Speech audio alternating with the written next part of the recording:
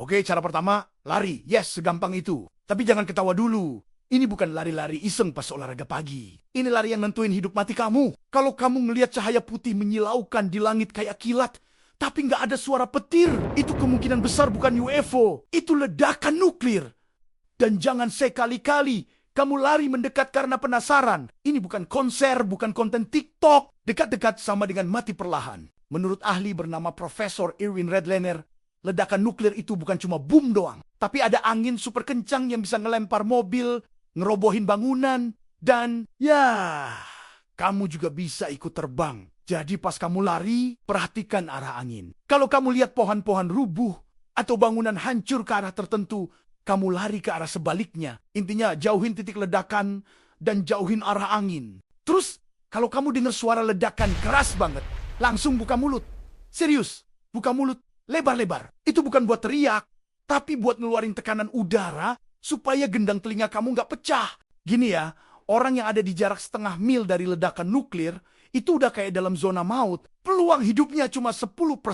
Kalau kamu ada di radius 2 mil, peluang meninggalnya masih 50/50. Dan kalau kamu ada di radius 5 mil, kamu punya waktu 10-15 menit buat kabur sebelum debu radioaktif jatuh kayak salju neraka. Jadi, pas nuklir meledak, jangan nunggu sirina, jangan buka jendela apalagi buka story. Larilah sejauh mungkin. Berlindung di ruang bawah tanah. Oke, misalnya kamu udah gak sempat lari. Atau kamu kena macet. Atau kamu lagi di rumah dan tiba-tiba langit nyala kayak flash kamera Tuhan. Jangan panik, tapi juga jangan ngeliatin dari jendela sambil bilang, "Woo!" Yang kamu butuh sekarang cuma satu hal, ruang bawah tanah. Dulu, pas zaman Perang Dingin, orang-orang Amerika pada sibuk bangun bunker bawah tanah. Kayak yang sering kamu lihat di film-film zombie. Tapi versi lebih serius. Kenapa? Karena waktu itu pemerintah belum ngerti banyak soal nuklir. Mereka kira cukup sembunyi di bawah tanah. Aman deh. Ternyata sekarang kita tahu. Panas ledakan nuklir bisa sampai puluhan juta derajat Fahrenheit. Gila, itu udah bukan panas matahari lagi. Itu level oven Tuhan.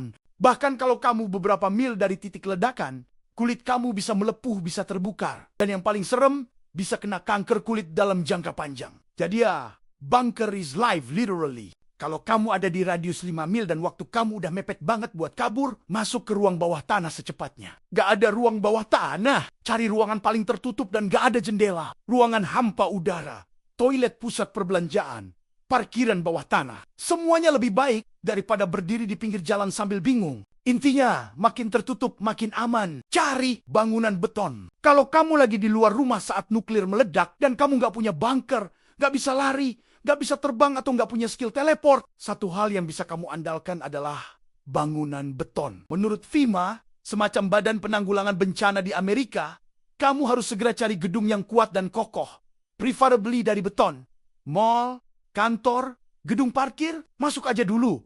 Ini bukan saatnya pilih-pilih tempat. Mau gedung tua kek, toilet kantor kek, yang penting tebel dan nutup. Emang sih, tempat-tempat ini bukan solusi jangka panjang, tapi bisa banget buat nahan efek awal dari ledakan nuklir, kayak gelombang panas, tekanan udara, sama serpihan kaca atau benda berterbangan. Pas nuklir dijatuhin di Hiroshima, hampir semua bangunan lenyap jadi abu. Tapi ada satu gedung yang masih berdiri. Namanya Dom Genbaku, sekarang jadi monumen perdamaian Hiroshima. Kenapa dia bisa selamat? Karena struktur betonnya yang padat dan posisi yang pas. Jadi ya, bisa dibilang beton adalah baju zirah kamu saat dunia meledak. Mungkin kelihatan gak ada gunanya, tapi bisa jadi penentu antara masih hidup atau masuk berita besok pagi. Cara keempat, mandi. Kedengarannya sederhana, tapi ini penting. Oke, kamu udah berhasil lari, udah masuk gedung. Mungkin kamu masih hidup, tapi jangan seneng dulu. Karena kalau kamu sempat kena angin ledakan atau debu nuklir di luar, bisa jadi tubuh kamu bawa-bawa sisa radiasi. Dan itu berbahaya banget. Jadi, apa yang harus kamu lakukan? Mandi. Serius gak bohongan. Tapi bukan mandi ala spa atau mandi sambil nyanyi di kamar mandi ya. Ini mandi versi penyelamatan hidup. Pertama, kamu harus lepas semua pakaian yang kamu pakai saat ledakan. Terus, bungkus baju itu dalam plastik dan buang sejauh mungkin. Pokoknya anggap aja baju kamu itu sekarang semacam limbah beracun berjalan. Begitu udah aman, langsung mandi. Tapi pelan-pelan. Jangan digosok terlalu keras. Karena itu bisa bikin kulitmu iritasi atau malah luka. Dan radiasi bisa lebih gampang masuk. Pakai sabun dan sampo sebanyak mungkin buat bersihin kulit dan rambut. Tapi ini penting banget. Jangan pakai conditioner.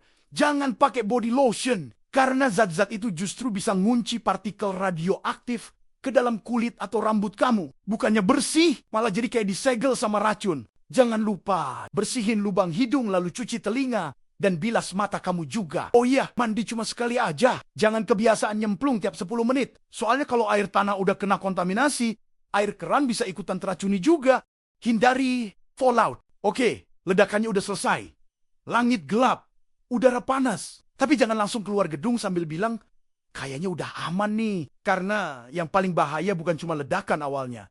Tapi justru yang datang setelahnya, yaitu si makhluk beracun bernama fallout. Jadi gini, fallout itu semacam debu radioaktif yang naik ke langit pas bom nuklir meledak, terus jatuh lagi ke bumi di bawah angin. Isinya campuran dari puing-puing bangunan, tanah yang meleleh, dan partikel radioaktif super bahaya. Kamu bayangin, debu-debu halus, tapi bukan bikin bersin, ini bikin kanker, luka dalam, dan kematian pelan-pelan. Yang serem, fallout ini nggak cuma nyebar di sekitar titik ledakan. Kalau anginnya kuat, dia bisa jalan-jalan sejauh 50-100 mil. Artinya lo bisa tinggal di kota tetangga dan tetap kena efeknya. Fallout ini paling berbahaya di 1-2 minggu pertama. Jadi selama periode itu, jangan keluar-keluar iseng. Kecuali kamu pengen bonus radiasi gratis. Terus gimana caranya tahu posisi kamu aman atau enggak? Ada tool online yang keren banget namanya NUK Map. Kamu bisa masukin lokasi, terus dia bakal simulasiin efek ledakan nuklir di daerah kamu.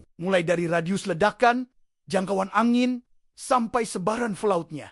Asli, berguna banget. Bukan cuma buat gaya-gayaan, tapi juga buat bikin rencana evakuasi yang masuk akal. Jadi ingat, fallout bukan salju. Jangan keluar buat foto estetik. Itu bukan hujan abu Merapi.